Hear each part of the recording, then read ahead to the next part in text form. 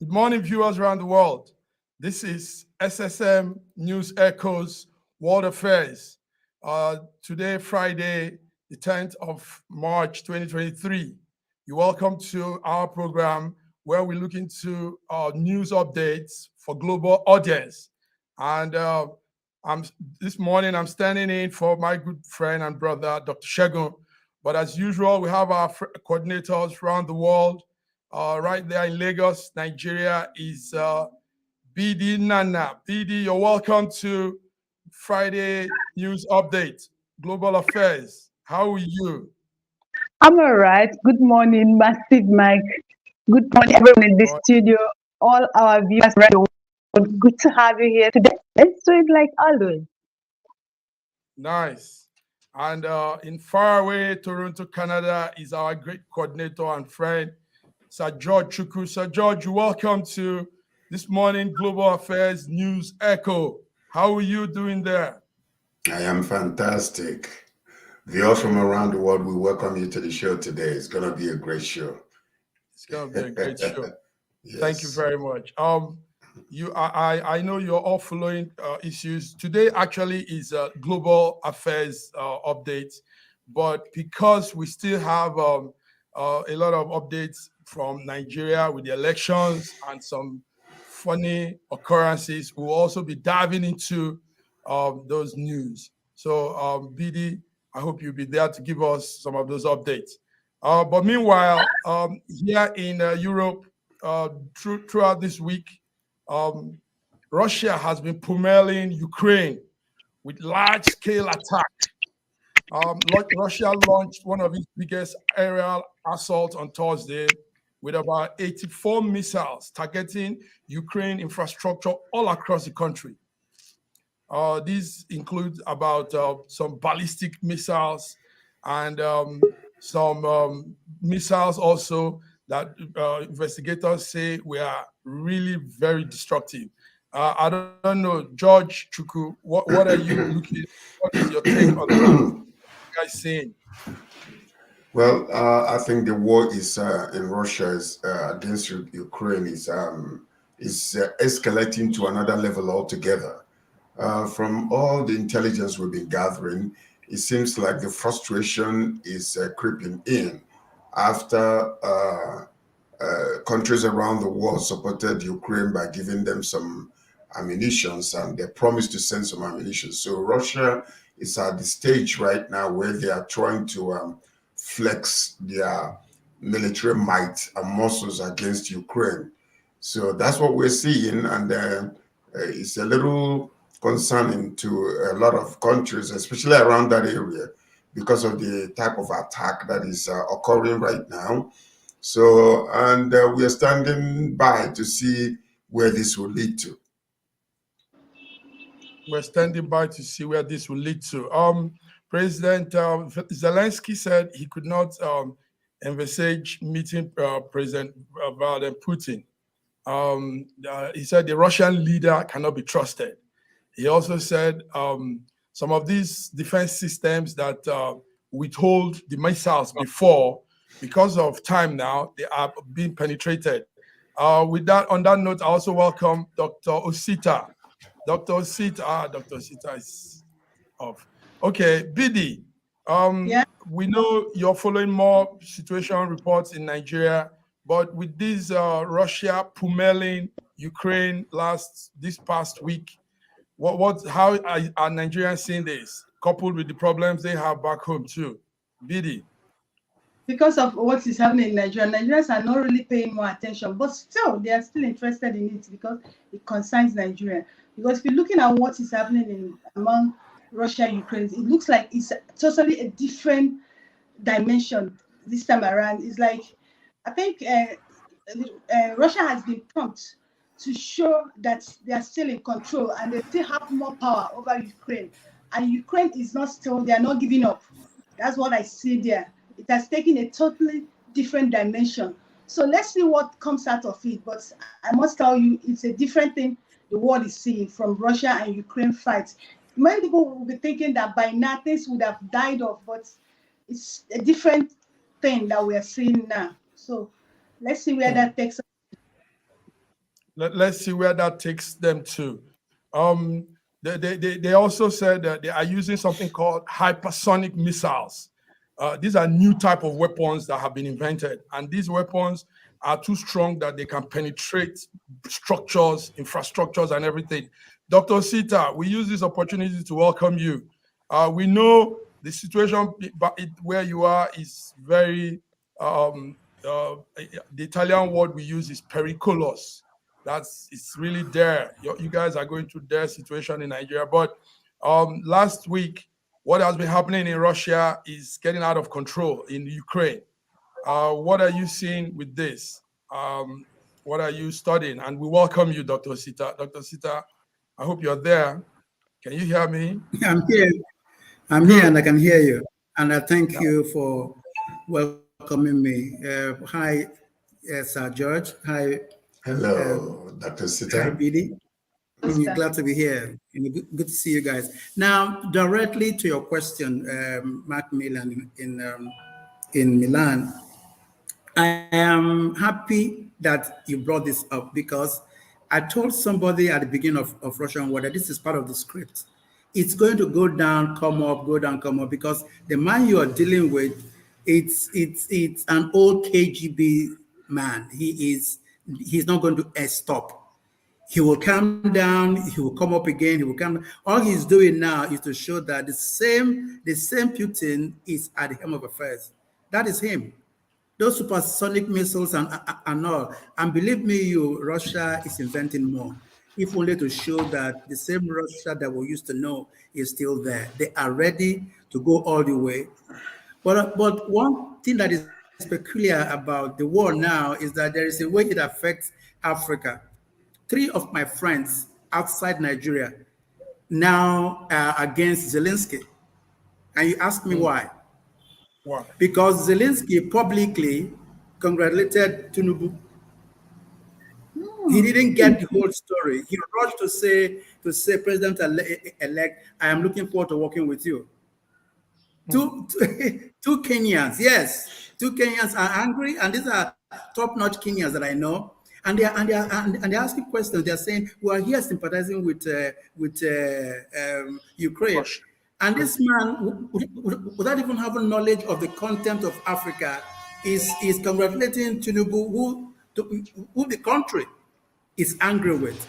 So that is how it is. Like Bidi said, it concerns us. We listen. We are here. We are talking about the future. But also, what we're talking about is what future brings us peace. What future brings Africa peace? And that's where we are. Thank you. And that's where we are. Thank you very much. That's Can I add a little bit to that? Sometimes there are some emotional reactions that we take when it concerns international, especially presidents that are dealing diplomatically with certain countries.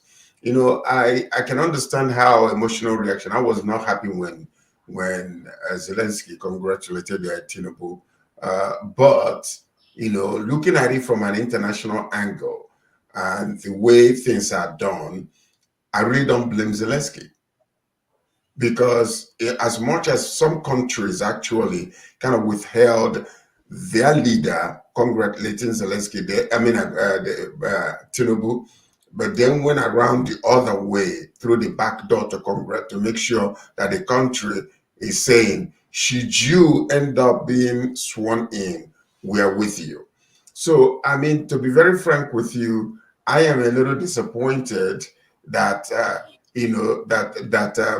Zelensky did call Tinubu, but I don't blame him either, because you have to understand from a diplomatic standpoint, what they're trying to protect is what they call democracy.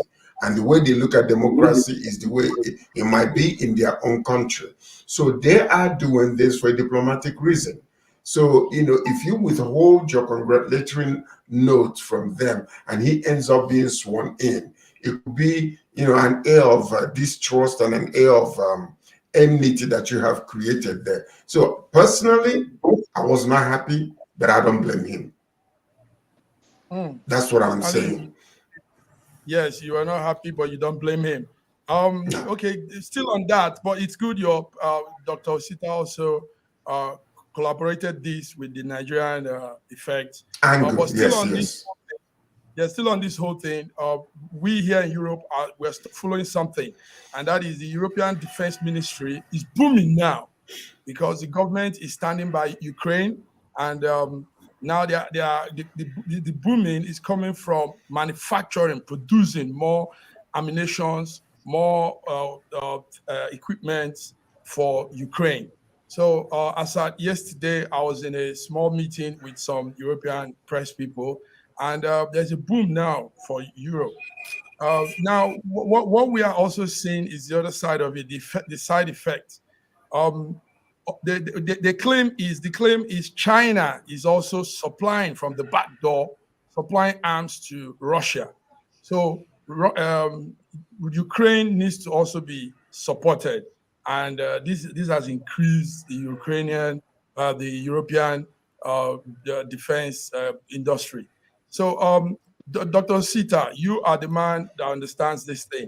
What are we seeing here? Is this going to be escalating? Will there be more production of arms instead of we quelling this?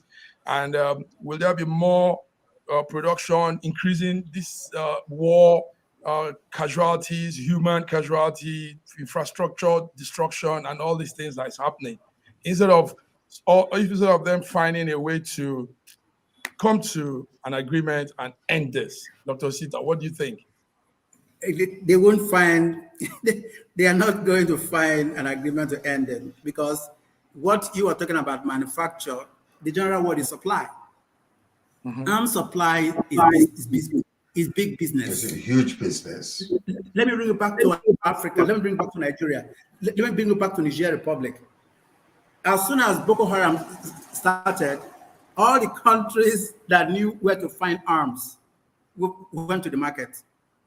Okay, no, let's even go back to apartheid South Africa. When Bangladesh was here and became a frontline state, we were fighting countries in the southern Africa region like Angola, Mozambique, for supplying arms to people who are going to kill Africans. Africans, killing Africans. In South Sudan, it's the same story. So what Europeans are doing, it's not particularly fantastic, but that is what countries do. If you find a place to sell what you have, you go there and sell. The fact that it's not rice and beans and that it's arms and ammunition does not change anything, because war is business. So what is happening now is that people are doing diplomatic flags there, but behind the curtain, they are selling arms to the warring factions. They are there creating these problems. In Uganda, it happened. Every country that is at war with the other finds support from other countries that are going to benefit from what they have. That is, it is war diplomacy. They do it all the time, and you'll be surprised with what European countries are ready to do. You'll be surprised which country that you will be so angry with that is willing to supply what they have to either party to make the war continue, so that they keep gaining from the war. They keep gaining from the war. It's sad, and in between all of these are human beings. In between all of these are children. Exactly. The victims of war. Yes. The victims of war. That's why a group of people. There are these group of people in Europe here that are called they are anonymous. Now their mission mainly is to see how to scatter this whole world way of going to war, increasing war tension, making war happen, causing conflict. So these people come to every meeting. They were in the last Geneva meeting, United Nations meeting, and they will come and scatter their midst and put out questions, tell them things, annoy them, create all kinds of situation within these leaders, because all they do, like they say, is make money for the industry. So it's a sad one. Think about this from the standpoint of vehicles. When you have old model vehicles that you bought And, these vehicles are possibly stacked up because you want to use them for a particular purpose. But after maybe 10, 15 years, you have developed some newer vehicles that you need to be able to, because of new technology, or they are more powerful, energy saving vehicles. And these vehicles are there. So, what happens with that is you will find a way to get rid of all those old vehicles. Now you can give it to African countries. See, what you don't understand is a lot of times the people that negotiate for these arms are quiet, very intelligent, targeted individuals who will travel from one part of the world to another. So whenever war is happening in any part of the world, they are fun. They are so happy because they can be able to get rid of all the old stacked up ammunitions that they have produced many years before, and then because they need room for the new ones. So that's what you're seeing. And Africa has been a dumping ground for most of these weapons before, like Ethiopian war and all those type of area like Sudan. As long as you have cash money to spend, they are ready to through the back door sell these ammunitions to you. So look at it. Would you tell us? Would you tell China not to supply arms, or would you tell Iran not to supply arms to Russia? No. You can't tell them because America is openly supporting Ukraine, and most European countries are open supporting them. So as much as they might not make it very open that this is what we are doing, it's known to all the countries diplomatically and economically that this is what they are doing. They know the deal. They know the deal. They have these quiet ones who will go from country to country to sell arms, even to terrorist organizations. Yes, and that was These what are was happening backdoor with Boko Haram. Yes, thank you very much. Exactly, backdoor deals. Backdoor deals. Moving forward, we're still on viewers. If you're just joining us, this is SSM News Echo, and today we're doing the world affairs for all you global audience. Right there, also in faraway Asia, Indonesia precisely, there was a landslide. There was a landslide during the week, and as of this morning, the death toll has risen to about 36 now. The landslide happened in a remote area of Indonesia, and it's a remote town anyway, with forests, with trees and everything. So this landslide came and took away the whole inhabitants. Official says that as at this morning, 36 people are gone. The landslide struck on Monday, but it still extends up till now. Things are still falling apart. People are still dying.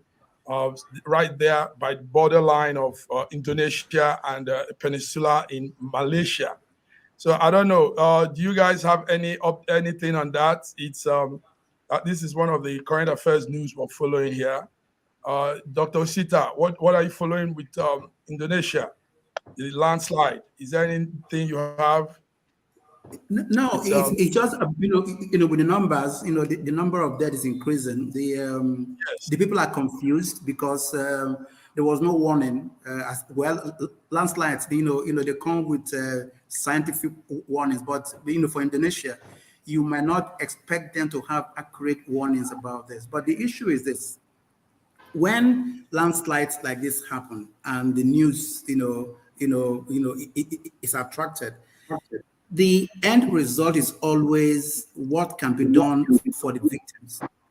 But for Indonesia, haven't happened. This second one now, in a couple of months, people are beginning to wonder whether they are getting enough assistance from the rest of the world, because it's environmental. The United Nations Environmental Program has a program for landslides and environmental disasters. But what we have seen now, maybe it is too early to judge, is that they are left to look after themselves in the last 24 hours. And this is the worst time. The first 24 hours is always the worst, because people who are kept under the dirt.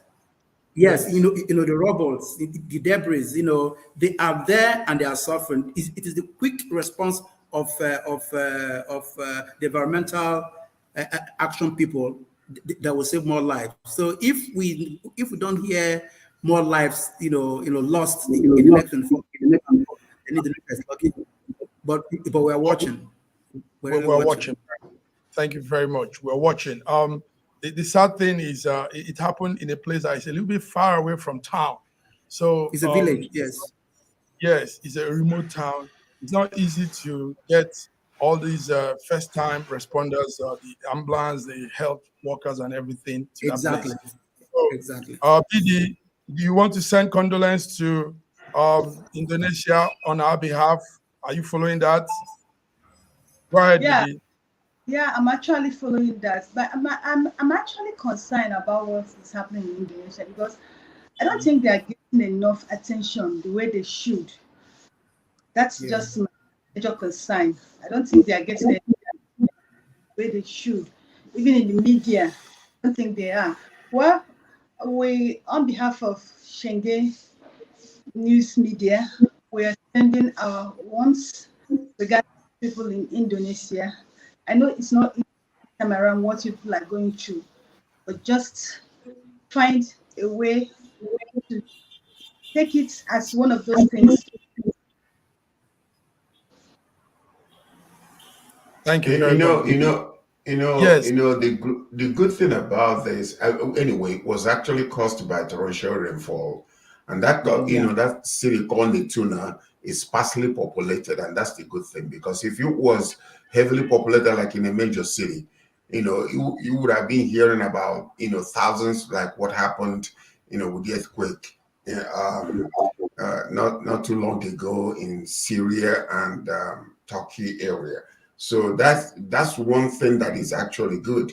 But Natuna is far away, and when we're talking about this, it's almost like just about 30 houses that went under, and quite a few number of them, because there was no warning. Even if there was warning, because of the place where that village is, it could have been difficult for them to really kind of do anything, because this just took place. So I'm quite sure that the international organizations that are helping, like the Red Cross and the rest of them, they're getting themselves ready. Even if they are in the major cities, these areas are very remote that it's difficult to navigate themselves into those areas. So as much as we can be able to understand right now, we know that help is coming. And like Billy said, we extend our condolences to those that love their family members, and hopefully, good help will come. But also the help they might actually need is how to stop this type of mudslide, because this was not an earthquake that happened. It was caused by torrential rainfall, which maybe can be prevented eventually, Maybe from can be happening prevented. again. Thank you very much, George.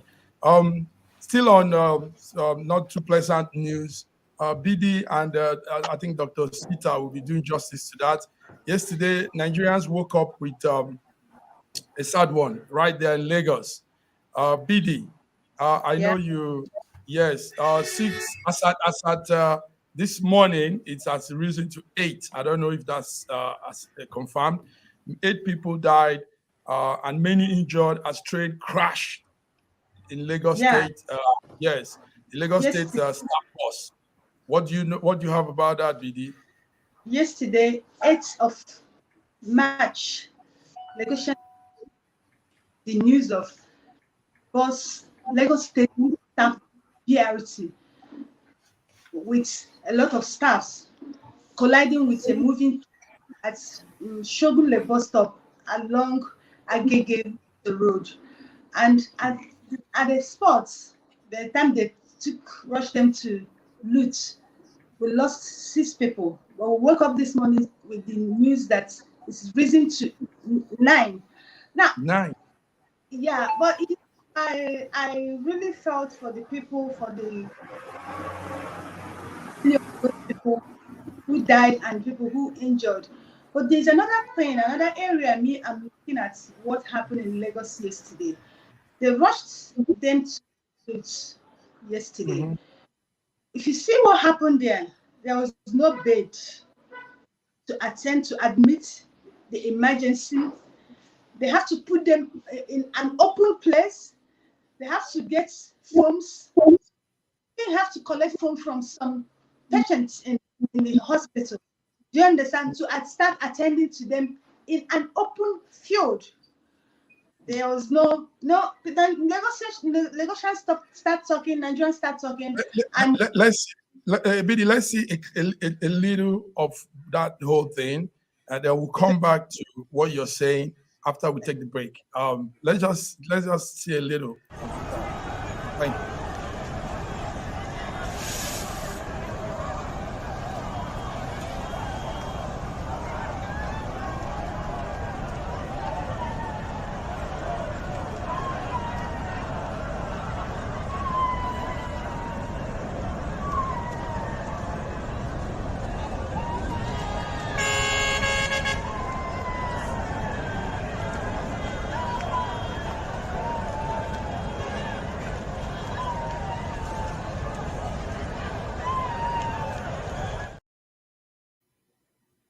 it's okay. Now, the Lagos state government have accused the driver of the bus of overspeeding, and some of the passengers in the bus said the driver was not listening.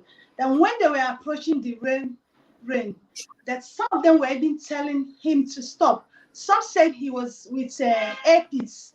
That is not yet confirmed. But that's not actually what I'm looking at. I'm looking at our health system. This thing happened and they rushed these people to Lut, not private hospital, general hospital in Lagos State. Lut is one of the best hospitals. And there was no bed to attend to these people, where the medical director has come to say that it was deliberate to put them there to separate the serious ones and the non-serious ones, so that they will not take them to the ward. But it's obvious that they don't have space for those people. Now, my question is this. If these people were not Lagos State workers, if election was not around the corner, do you know what would have happened to these people? Because the attention they are getting is because they are Lagos State government workers and there's election around the corner. The attention. Okay, another thing. Yes. Another thing.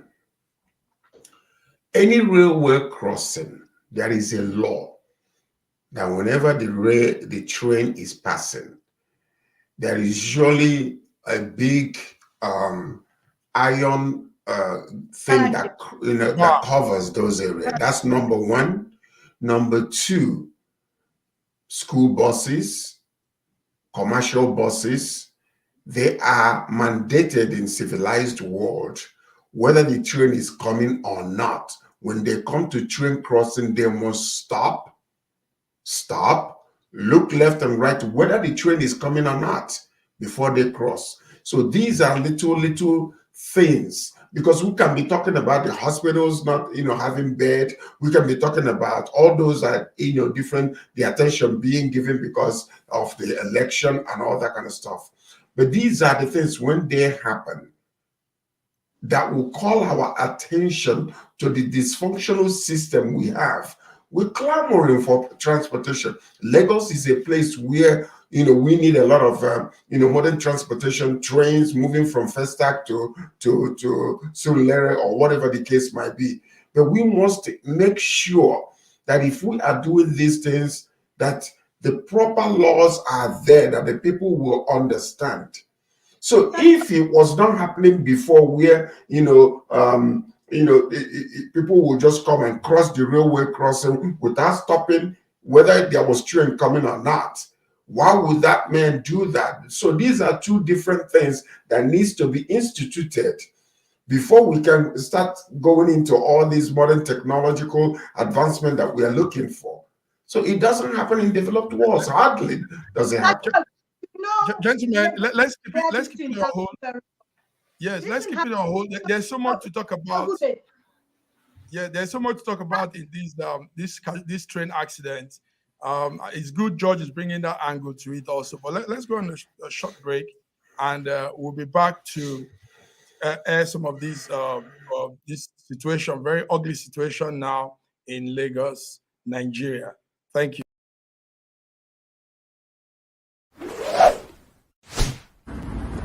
A year ago, I wrote a book titled The Final Solution, and I was trying to say to the rest of the world that there are challenges ahead. Now, a prophecy did come, and that prophecy is coming to pass. But I'm telling you, the final solution has been found many years ago in the Bible, because the Bible simply says righteousness exalts a nation and sin is a reproach to the people. So I want you to know that we can get solutions to problems in Ukraine, in Russia, in Nigeria, indeed all parts of the world. We need that solution, and the solution is straightforward. Please get a copy of my book. It's the Final Solution by Bishop Shegun Johnson, and you can find it in Kindle, in Amazon. Just type Bishop Shegun Johnson, The Final Solution. It will come. It's very, very small book you can read within 2 hours, but it contains the final solution. Do get a copy. Not getting it is doing disservice to humanity.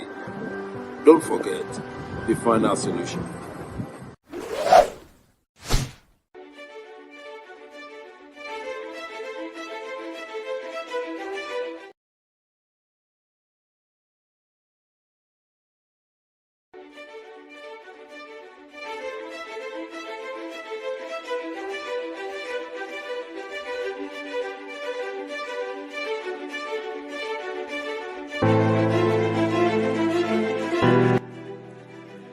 Hi there, I'm Mary Keurig, and I am a businesswoman in the United States, but I'm also the Global Content Vice President for the Sub-Saharan Open University in Nigeria. I could not be prouder to work with Dr. Osita Anamika and his team on helping to create not just entrepreneurs and skill-based talent that will get out into the workforce and make a living for themselves, but also young leaders.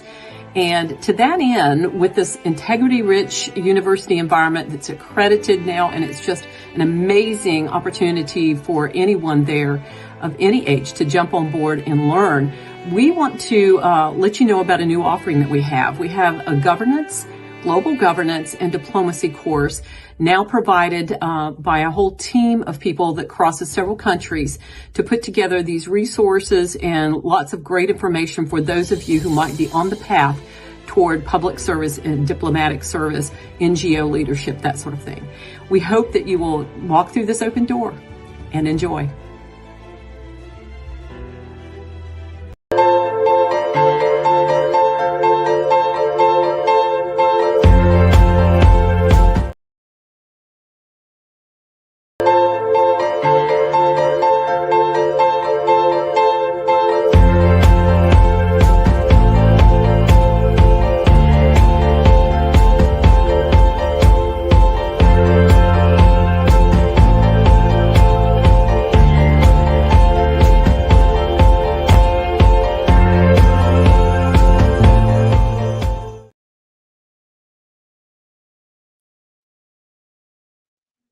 Thank you.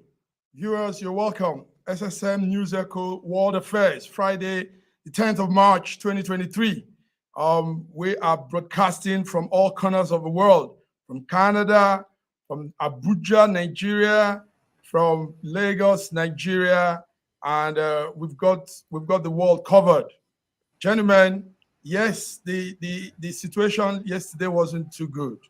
What I was saying before. Yes, go ahead. Right. If you know where this accident took place, it took place at Shogule bus stop that enters Ikeja GRA. That place where the bus will cross through the rain, it's open. There's nothing like a barrier. It's open. You understand? It's open.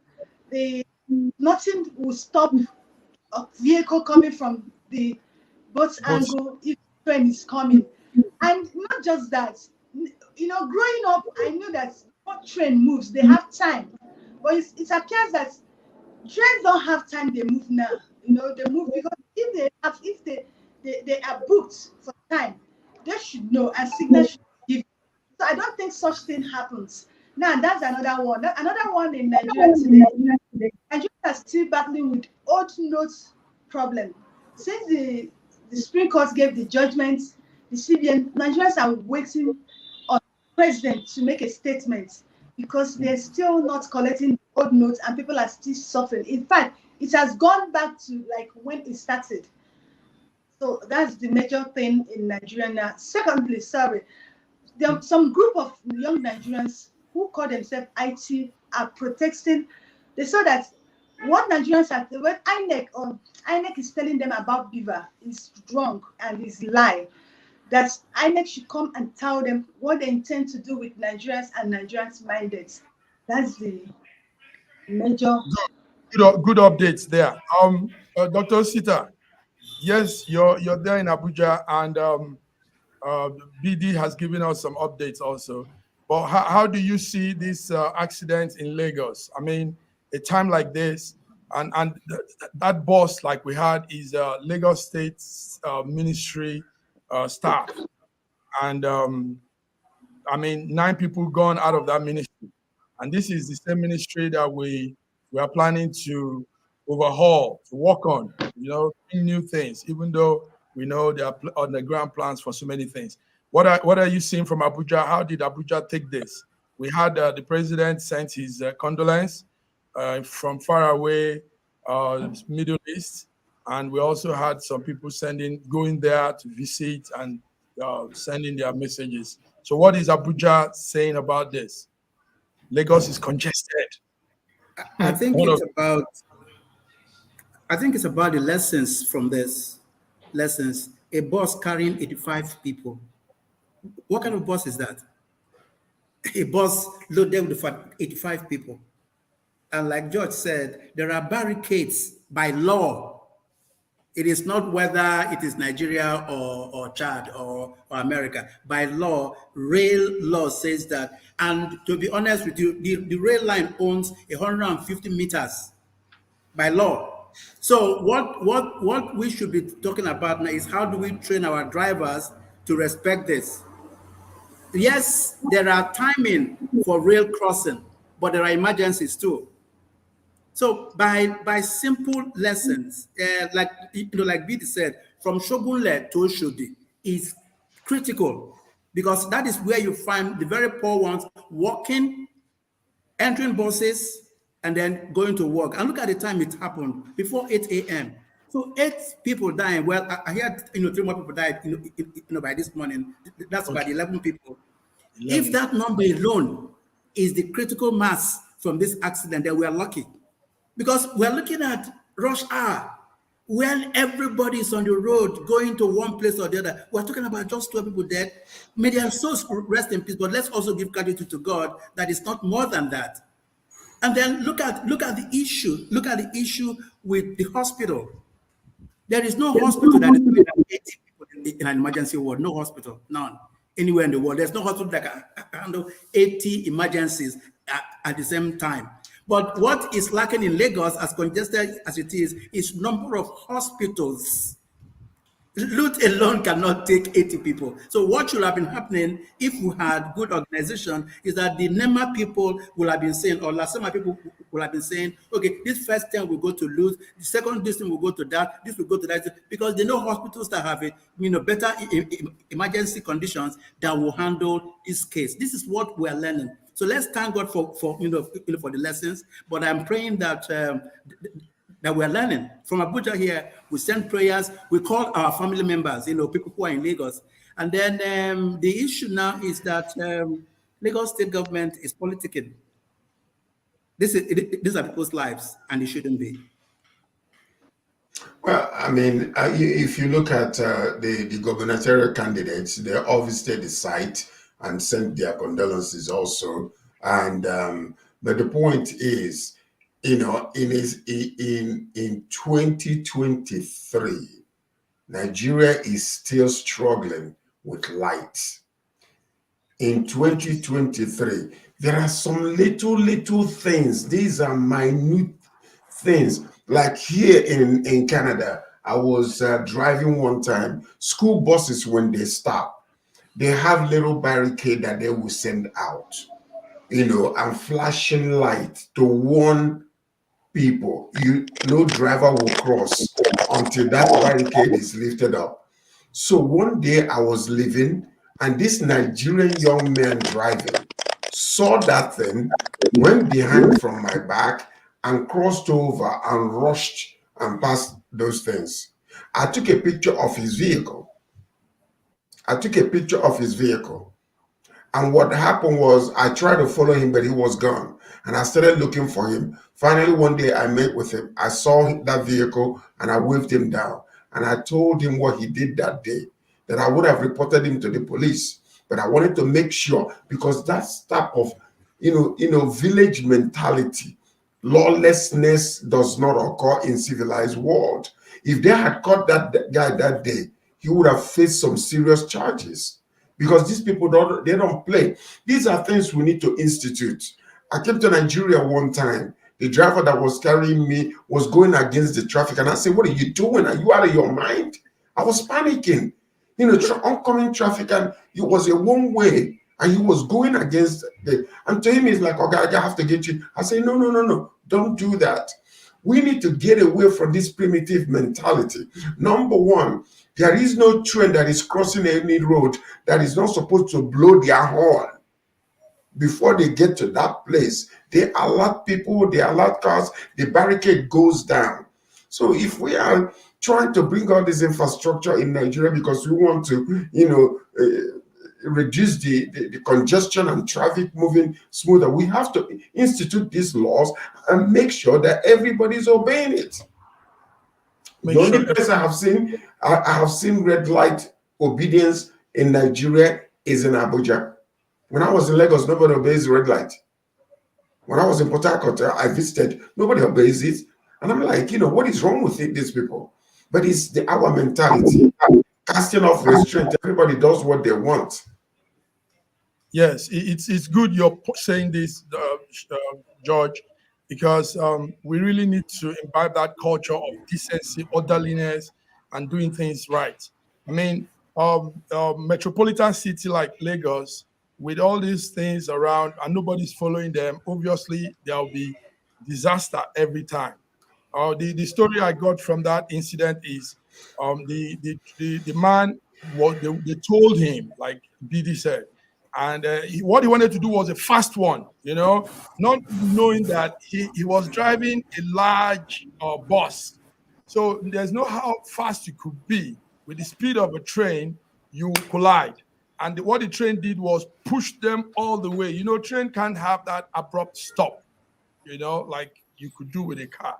So he went all the way with the bus going. That's why the videos you see is in a different place totally, because he took it all the way. I think it went about some 10, 15 meters from where the incident happened. And while he was going against the motion, So that's why you could have people really squeezed into the bus. So this all comes to Nigerians, Lagosians being very rough, not following traffic laws, not doing things. And we're always in a haste. I don't know where they are running to. Everybody's in a haste. Everybody's running. Everybody's on speed. Yes, go ahead, Osita. Go ahead. The other lesson too is for our drivers. If you heard what Billy said and what George said, this man, the train sounded its horn. But it was supposed to sound a horn where there is crossing. The driver took a wrong turn at PWD where there is no turning at all. Like you said, he was in a hurry. Carrying 85 people in a slow bus, took a wrong turn, and the train wasn't expecting it. So we are looking at an entirely careless society. How do we get out of this? How do we get out of it? Because the driver killed 12 people. It's criminal. Yes. That mentality is criminal. Imagine the man carrying George. If he had gotten into an accident and maybe killed himself, it would be a statistic that somebody died on that road. Without details, you wouldn't know that he went against traffic, against the law. Imagine. Let's learn. Let's learn how to obey the law. We will live longer. Gentlemen and lady, do you know, I can say this boldly, Nigerians do this all over the world. You know, we bring in our different. Just someone in Canada. Yes, it's happening in Europe, in Germany. I see when you see one person drive one very strange driving skill. Look well, is a Nigerian. I don't know where they are running to. I mean, where are you going to? Why must you beat traffic? And you know something? They think he's being smart. They think, I show them. You know, they bring all these things to it. I show them Lagos way. Now that way is dangerous way. That way is killer way. You people do things orderly. Thank you, gentlemen. Thank you for that. Our viewers were listening, and somebody even punched the like punch on that. So BD brought up some issue, but before then, let's talk about the INEC postponing the governorship election, the House of Assembly election on Wednesday night. Our man Festus Okoye, the INEC commissioner, said the election will hold next Saturday, 18th March. He also said that I think the major problem is this beaver issue. You know, you're back and forth. The beaver must not be configurated. The beaver must be configurated and all that. So elections will not hold again. He said political parties can continue with their campaign up to midnight of Thursday, 16th March, 24 hours before that date of the election. So what do you guys say? But let me tell you from intelligence, yes, we say what we can say, as long as it's also verified, authenticated. I'm not seeing election holding at all in Nigeria. Yes, election, I don't see it holding at all in Nigeria. This whole thing, there's a plan, there's an underground plan to truncate all of this effort. And I'm looking at the money that has been spent, billions of money, billions of naira, and now they are doing people like this. Gentlemen, what are you saying? Wait a minute. Are you saying that the election that was held is going to be cancelled, or are you saying the gubernatorial election is postponed until further notice? Which one are you saying? The gubernatorial election is cancelled. It's cancelled until further notice? From intelligence. Okay. Or why they're dealing with the past election of the 25th of February? Judge, it's a private thought. The man in Milan is saying that he does not see. It's a private opinion that he's raising there. Yes, that's right. Okay. So what do you say, Osita? What's your take on that? I mean, postponing last minute. I am scared. I am scared for two reasons. This is evidence tampering. Anybody who is able to go all the way to use pen, blue ink to mutilate typed content and upload it, and that has been the issue, and it's not given a chance to tamper more without content, will destroy it. We are all hoping, we had all hoped that INEC chairman was a good man. We had all hoped that he was going to do the right thing. We had all relied on his promises that he made, but he failed us. Now we're giving him 2 whole weeks to tamper with the evidence that we have been complaining about. And you think they're just going to sit down and say, okay, that one is there and that is going to happen like that? Because the people who are affected, somebody like Peter Obi, his lawyer has said, do not let INEC do this, because when they do it, the integrity of the content will be jeopardized. There will be no way you can now say this is what we're talking about, except for some of the content that some young people have been able to hack into and keep, but that will not be evidence in court, because the legal process will be looking at where the source of the information. So they are giving 2 weeks right now. So but please, but the court is allowing the candidates to download the result of the election, one, and then also before the reconfiguration of those beaver system. Isn't that what the court allowed the last time they were in court? No, no. No, I don't understand what you just said. Okay, the court is allowing the aggrieved parties to receive to download the results of the election for their own, because the court is saying that let INEC allow these parties to download those results before reconfiguration. Isn't that what the court is allowing? Did the court say download or inspect? Because I need to get that right. Yeah. Because they need to get the results before the reconfiguration of those machines. So if that is the case, so all the results that are downloaded or preserved could be what they're going to use in the court of law. No, they didn't download nothing. It's inspection. It's not download. Because they can't even download. It is INEC that will download for them because of the content and the back end. The inspectors cannot download. It is like coming to my environment, coming to my Gmail account. You can only read my mail. You cannot get it because I have to open it from the back end.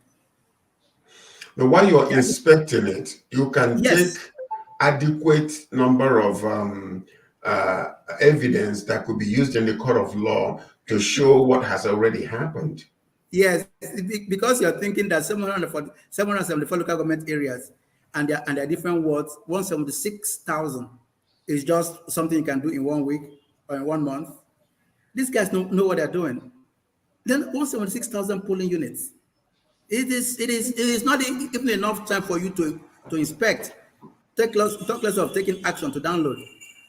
And why would they frustrate you during the download? The same story, the same script that is panning out. And P2P's lawyer has been hammering on this on both content and beavers. Because the issue is that if you go online and you find something that you don't like and you download it, yes, you can show that, but you find something you don't like and you can't do anything about it. What is the use? What is the use? And nobody is allowed to touch the beavers. Dr. Osita, stay there and give us update on this Naira thing. What is CBN saying? What is happening? Please. Whatever the CBN has said from the beginning has not been what is on ground. Yesterday night at about 10, I called one of my friends in the bank and I said to him, will you believe that in the last 5 weeks I've had 20 Naira only in my wallet? And the guy laughed. And the guy said, yes, okay, we've been expecting you now. You will have called us to say that you told me that you needed some money. That's a position of power that I didn't want to give to them. Because most of my classmates are bank managers, but I didn't call none of them. I didn't call any of them. I said to myself, why I am the one calling them. What about other people? So yes, I still have 20 Naira in my wallet, and life is still very hard, really, really very hard. And people who are giving money, some of them can't spend what they have. Can't spend what they have. The new notes are far and in between. The old notes are there, but you can't touch them. When you touch them, they are smelly, dirty, torn papers. And then in Abuja here, you'll be shocked that many people have stopped going to the market because some traders are refusing transfers. Transfers take ages. We are doing cashless. We don't have connectivity. You go to, I can't tell funny stories that are concerning us because many things are happening. You ask your house help now to spend money from her salary, if she has cash, to go to the market, that you pay her more after the end of the month. Nigerians are creative, but we are suffering. We are very creative people.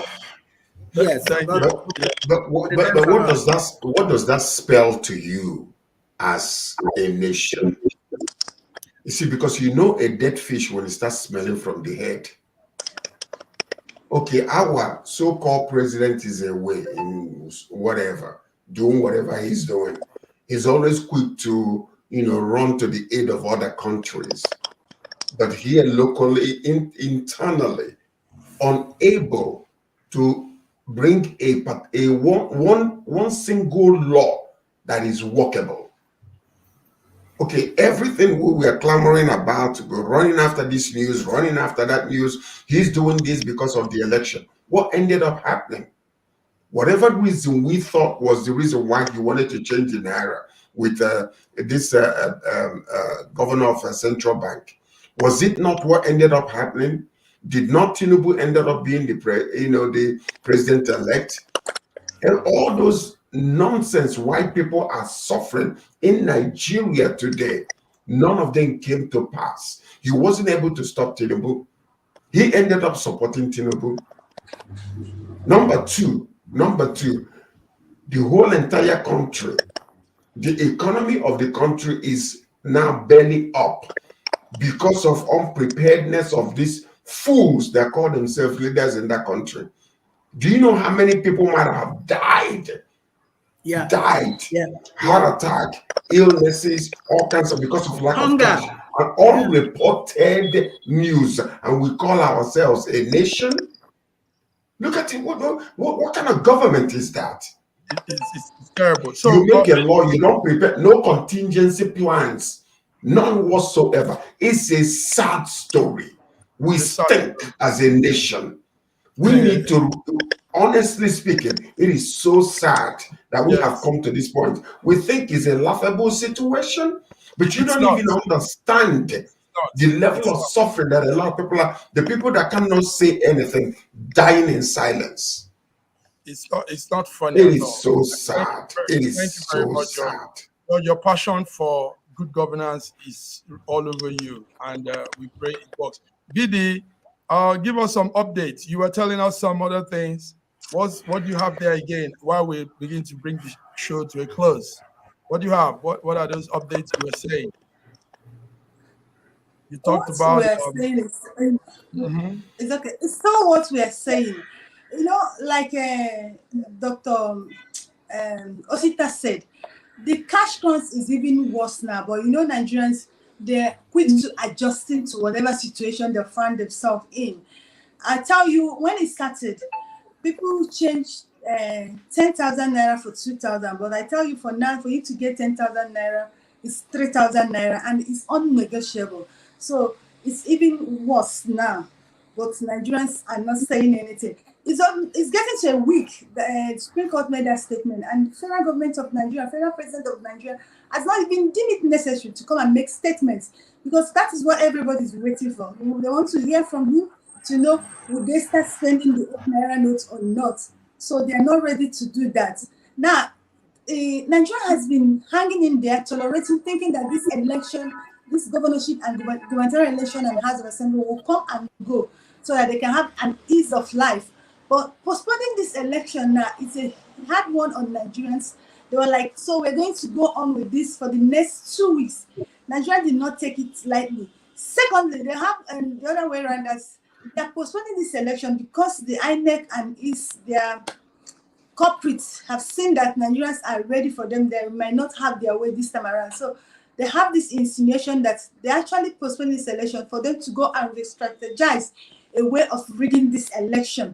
Now, there's something that is happening in Anambra. Solu, the governor of Anambra State, came out threatening people to vote for ABGA, that if they don't vote for ABGA, that if they vote for any other party, and any other party comes to the state assembly that is not going to work with that particular assemblyman, that the person will only receive his or her salary and goes home. That is him, the governor that walks road, walks whatever, he mentioned them. That, and it's only his party member that is going to work with. Thank you very much. Good update. Gentlemen, time is gone. We wish we could be adding more time to the network, but we've done it. Today's News Echo, Global Affairs, you guys have brought in some very good insights, updates. So till we'll come again next week, Wednesday, on the African News. And while we still monitor what's going on, thank you all. Sir George from Canada, BD from Lagos, Dr. OC from Abuja. Have a great day, guys. Till we come again. Bye-bye. Thank you.